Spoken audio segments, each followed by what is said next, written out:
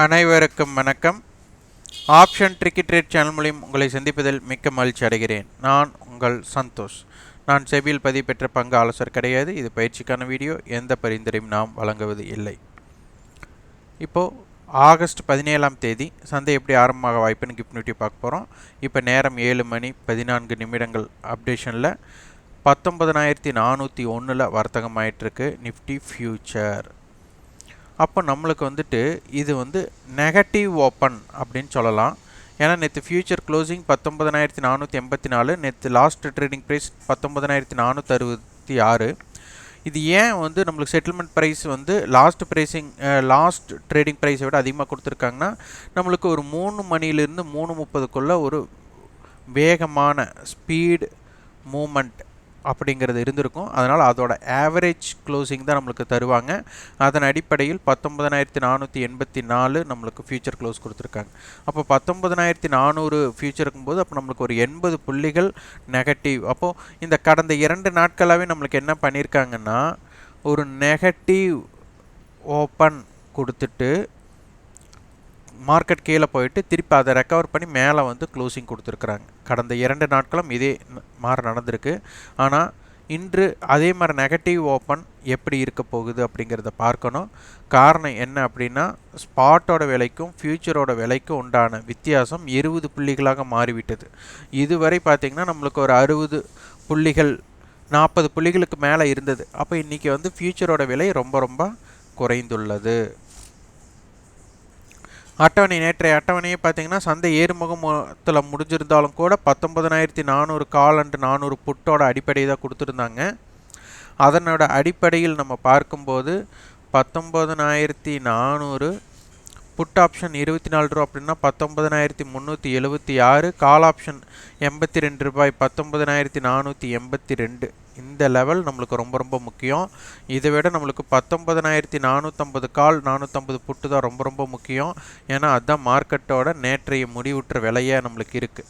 அப்போ முடிவுற்ற விலையில் இருக்கிற ஸ்ட்ரைக் என்ன சொல்ல வராங்க அப்படிங்கிறத நம்ம ஃபஸ்ட்டு புரிஞ்சுக்கணும்.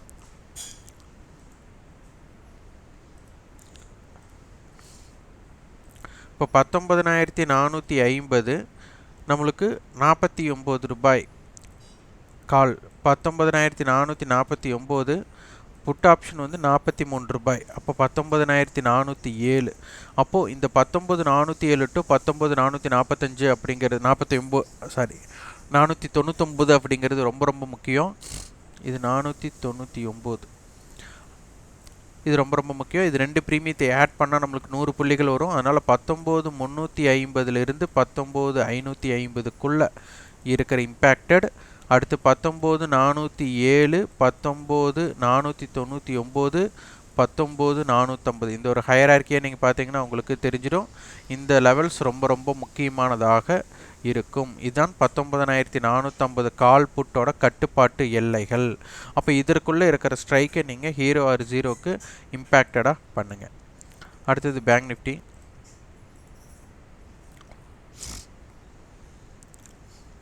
பேங்க் நிஃப்டி நம்மளுக்கு 44,000 கால் 43,800 புட் கொடுத்துருக்குறாங்க. அப்போ 43,900 என்ன சொல்ல வராங்க அப்படிங்கிறத நம்ம பார்க்கணும். 43,900 அடிப்படையில் க்ளோஸ் கால் 148 ரூபா. அப்போ 44,048. இந்த 2 ப்ரீமியத்தை சேர்த்து 280 புள்ளிகள் வரும். அப்போ 44,180.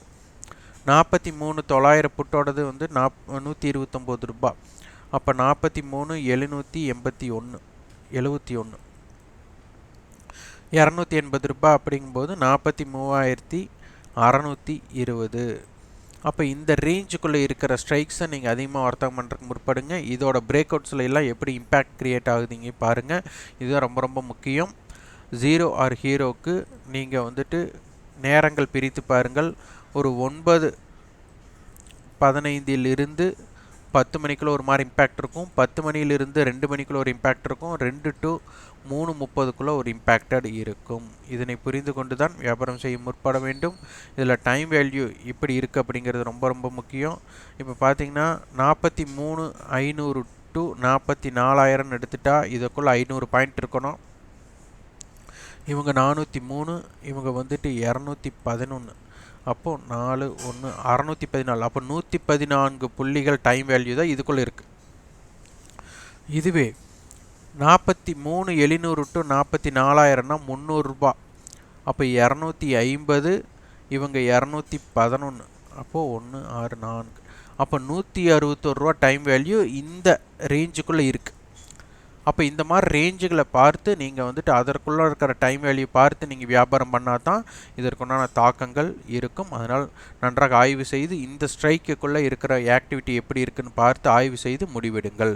இந்த வீடியோ உங்களுக்கு பயனுள்ளதாக இருந்தால் லைக் பண்ணுங்கள், ஷேர் பண்ணுங்கள், சப்ஸ்கிரைப் பண்ணுங்கள். கண்டிப்பாக உங்கள் ஃபீட்பேக் கமெண்ட் பாக்ஸில் பதிவு பண்ணுங்கள். நன்றி, வணக்கம்.